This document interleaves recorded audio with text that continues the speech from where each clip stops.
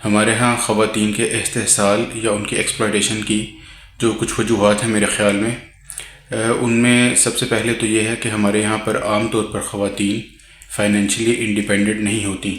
یعنی کہ وہ اپنا کماتی اور اپنا کھاتی نہیں ہیں اور معاشی طور پر مردوں پر، اپنے خاندان کے مردوں پر ڈیپینڈ کر رہی ہوتی ہیں۔ تو ظاہر ہے کہ جب آپ کسی پر معاشی طور پر ڈیپینڈ کر رہے ہو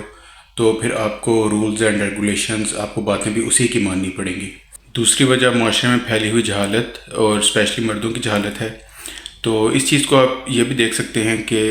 جس خاندان کے ایون یا جس معاشرے کے مرد یا وہ معاشرہ اوور آل پڑھا لکھا ہوتا ہے، اور صرف پڑھا لکھا ڈگریوں کے لحاظ سے نہیں، مطلب ذہنی طور پر بھی پڑھا لکھا ہوتا ہے، تو اس معاشرے میں خواتین کا استحصال، بلکہ معاشرے کے کسی بھی طبقے کا استحصال، کسی بھی کمزور طبقے کا استحصال کم ہوتا ہے، ہوتا ضرور ہے لیکن کم ہوتا ہے۔ اس کے علاوہ تیسری وجہ کہ خواتین شاید کسی حد تک خود ذمہ دار ہیں، اور وہ یہ کہ خواتین کے جو ٹاپک آف انٹرسٹ ہیں، ایک تو یہ کہ خواتین ہمارے یہاں پر عام طور پر پڑھی لکھی نہیں ہوتی ہیں اور ان کی شادیاں جلد کر دی جاتی ہیں، لیکن جو کچھ جن کو یہ سہولت حاصل بھی ہوتی ہے، ان کے انٹرسٹ ہی پڑھائی لکھائی یا اپنے آپ کو ایجوکیٹ کرنے کی طرف نہیں ہوتے۔ مثال کے طور پر آپ دیکھیں کہ جو خاتون سوشل سائنسز، مثال کے طور پر پالیٹکس، ہسٹری، لا، اپنے حقوق اور اس طرح کی چیزوں کے بارے میں ذرا زیادہ سینسٹائز اور زیادہ ایجوکیٹڈ ہے، تو اس کے استحصال کے چانسز کم ہیں۔ لیکن ہمارے یہاں پر خواتین کے عام طور پر ٹاپک آف انٹرسٹ جو ہیں وہ بس کپڑے، شادیاں، فلانے کے ساتھ کیا ہوا، فلانے کے ساتھ کیا نہ ہوا،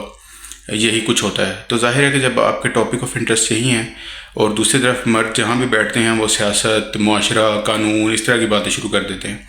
تو جب آپ کے ٹاپک آف انٹرسٹ جو ہیں وہ ایجوکیٹڈ نہیں ہیں تو بھی آپ کے استحصال کے چانسز ذرا زیادہ بڑھ جاتے ہیں۔ اور چوتھا فیکٹر اس میں ریاست کا رول ہے، کیونکہ ریاست کا یہ کام ہوتا ہے کہ وہ اپنے اندر رہنے والے کسی بھی کمزور طبقے جس کا استحصال ہونے کے چانسز زیادہ ہوں، اس کو پروٹیکٹ کرے، اس کی حفاظت کرے، اس کے لیے قانون سازی کرے اور اس کے لیے قانون پہ عمل درآمد کو بھی یقینی بنائے۔ تو میرے خیال میں یہ کچھ وجوہات ہیں جن کی وجہ سے عورتوں کا استحصال ہوتا ہے۔